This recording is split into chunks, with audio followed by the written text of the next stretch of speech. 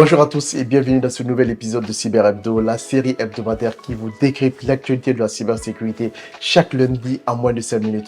Pour ceux qui découvrent mes vidéos, je suis Chérif Diallo, consultant en cybersécurité et je suis ravi de vous accueillir ici.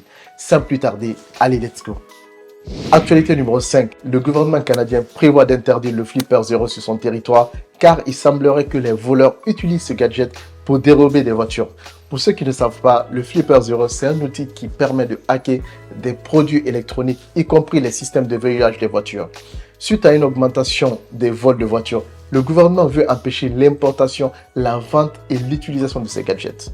Cependant, la société derrière ces gadgets a déclaré que le Flipper Zero ne peut pas être utilisé pour voler des véhicules fabriqués depuis les années 90, en raison de leur système de sécurité.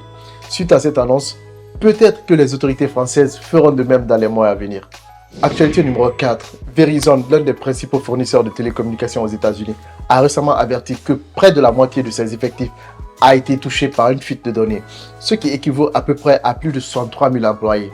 Les données de revue contiennent des noms, des adresses physiques, des numéros de sécurité sociale et même des informations sur la rémunération des salariés.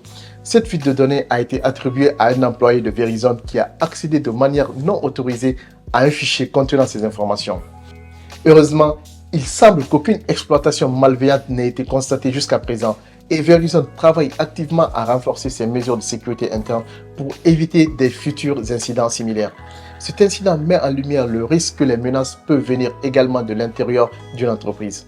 Actualité numéro 3. Fortinet, une entreprise spécialisée en cybersécurité et qui offre une gamme de produits et de services destinés à protéger les réseaux informatiques, a publié un avis sécurité concernant une vulnérabilité critique CVE 2024-21762, affectant le VPN SSL de son système d'exploitation FortiOS. Cette vulnérabilité permet à un attaquant non authentifié de provoquer une exécution de code arbitraire à distance. Fortinet a indiqué que cette vulnérabilité serait potentiellement exploitée.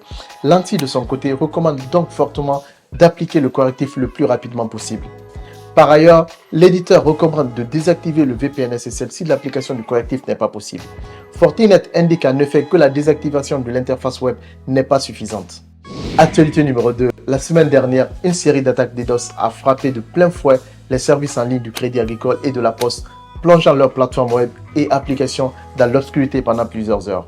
Initialement présentés comme des problèmes techniques, les incidents ont été confirmés comme des cyberattaques par les deux entreprises. Ces cyberattaques revendiquées par le groupe de hackers turcs connu sous le nom de Turk Hack Team ont semé le chaos numérique perturbant les opérations bancaires et les services postaux à travers toute la France. Le groupe de cybercriminels turcs a clairement exprimé ses motivations politiques, affirmant que ces attaques étaient une protestation contre les livraisons d'armes françaises à l'Arménie. Actualité numéro 1. Une entreprise à Hong Kong a été victime d'une escroquerie inédite. Une attaque de deepfake qui a abouti à un détournement de 25 millions de dollars. Je vous explique. Lors d'une vidéoconférence, un employé croyant interagir avec ses collègues réels exécute des transferts bancaires sur demande de son supérieur.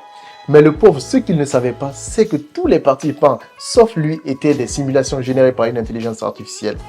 Les escrocs ont minutieusement préparé l'attaque en utilisant des vidéos de vrais employés pour imiter leur voix.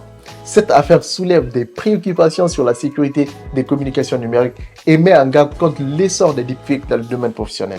C'est tout pour cet épisode de Cyber Hebdo. J'espère que vous avez apprécié cette vidéo et surtout que vous avez appris quelque chose. Si tel est le cas, republiez la vidéo pour toucher le maximum de personnes car la cybersécurité nous concerne tous. Rendez-vous chaque lundi à 8 h pour un nouvel épisode de Cyber Hebdo. Je vous souhaite une bonne semaine et surtout à bientôt.